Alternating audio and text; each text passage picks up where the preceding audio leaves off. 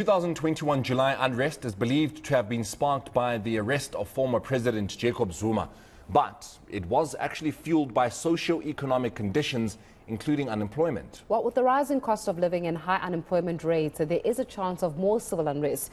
There have already been calls for national shutdowns over rising fuel and food prices. Let's find out if the police are ready from Johan Berger from the Institute of Security Studies. Johan, thank you so much for your time this morning. Pardon me. If we look at last year's July unrest and how even government had to admit that there was a lack of intelligence in being able to perhaps even mitigate the situation before it got too far, are we looking for a potential way of repeating history this time around? Yes, good morning. Just one correction. I'm no longer with the Institute for Security Studies. I'm an independent analyst.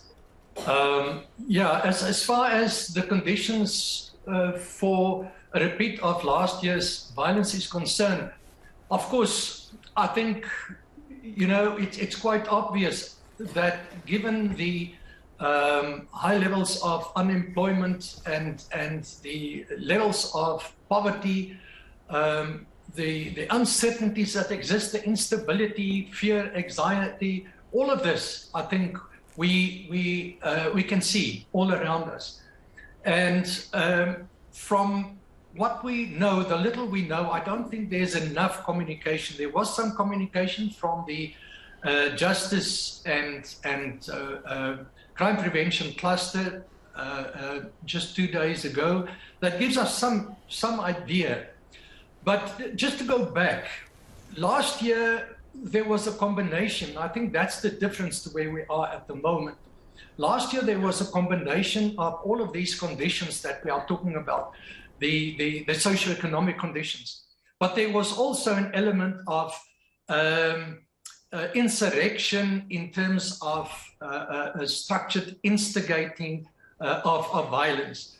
So to what extent that is present now is completely uncertain, unknown also, but what we know that the social economic conditions, those exist.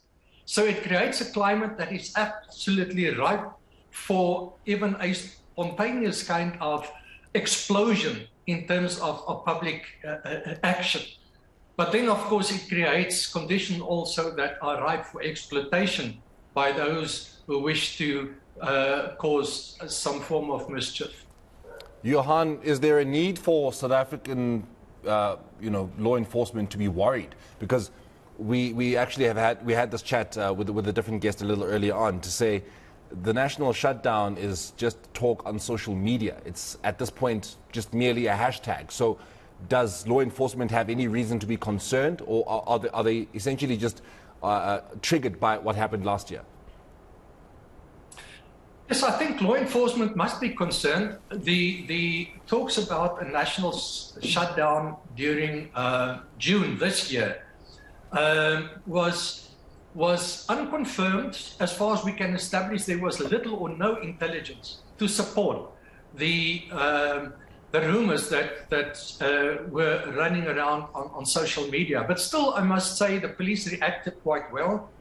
There was an official notice from the so-called NAJOINS, the National Joint Operational and Intelligence Structure, which took these rumors quite seriously, and they deployed their available resources, public order policing and other resources, to strategic positions across the country and also to hotspot areas. So they were quite visible, in spite of the fact that the rumors were not confirmed through good intelligence.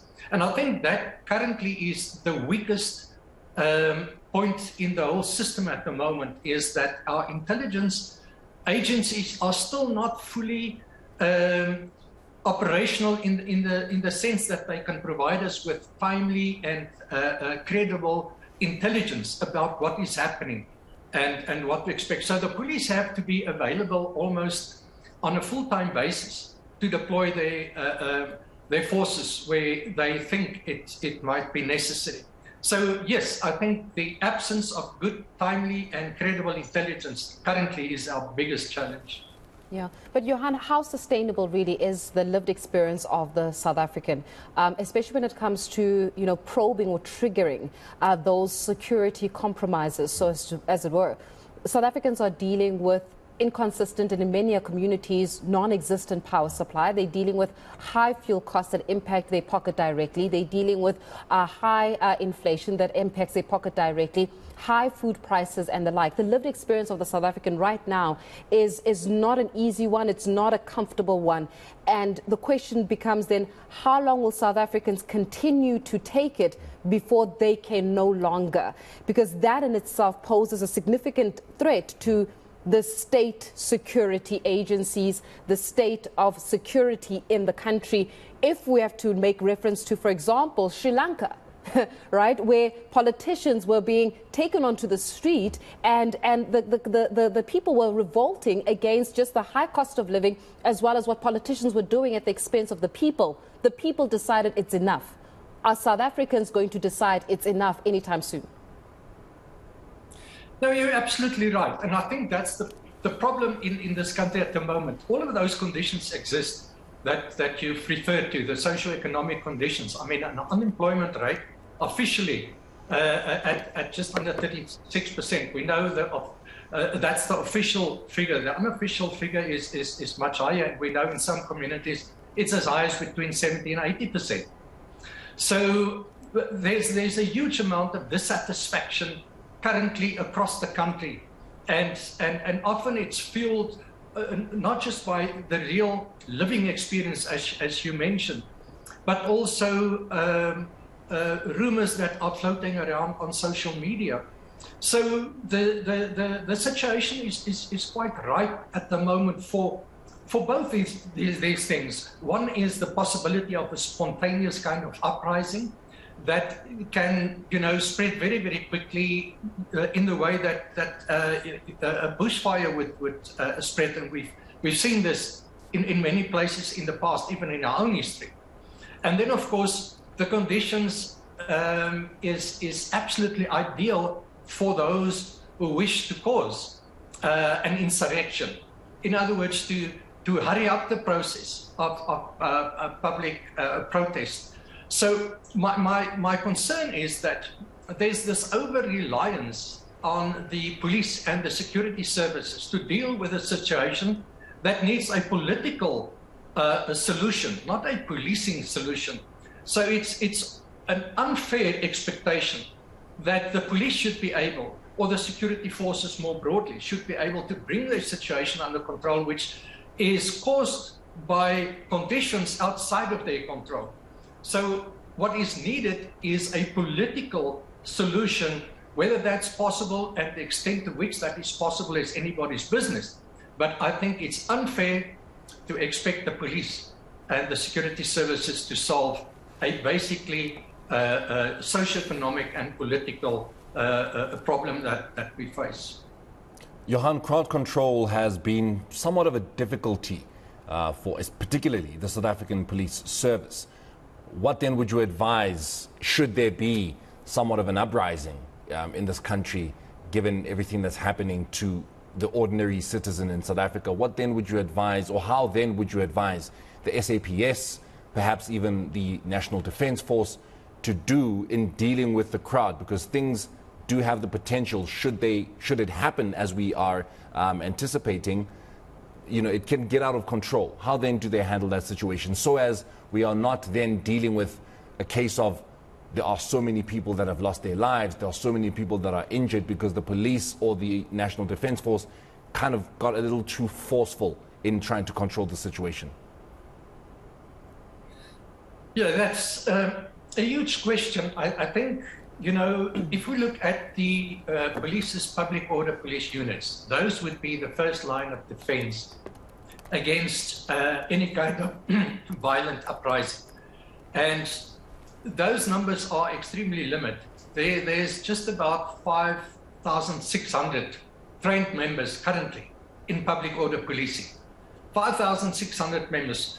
They might call on other members of the police, of course, to be deployed in support of them wherever they are deployed. But the total number of police across the country is just over 140,000. So very few of them would be available for operational deployment along with the public order police units. So they would very, very quickly have to call in the military in support. And we know that the military themselves are under-resourced. So we are looking at a huge challenge to our security services, which promises not an ideal situation, because the moment you are overpowered in terms of your resources, you might resort to more violence in order to suppress the violence that you are confronted with. And that is where the danger for this country lies, that you find yourself in a position where you have to use maximum force in order to win the situation if you are completely outnumbered in terms of the violence that you are confronted with. So hopefully we won't go that route, but we must understand, especially at the political leadership level, we must understand that we have a limited capability as far as the police and the military is concerned. We need an urgent solution to our problems from a political level, and not think that the police and the military is going to sort out the problems for us. Yeah, Johan, perception is everything when it comes to a country. A country's military capabilities, a country's security capabilities give some kind of a posture not only to themselves but also to the international community about how seriously they ought to be taken. That's why you have a lot of military parades, for example, so that you can showcase the resource at your arsenal.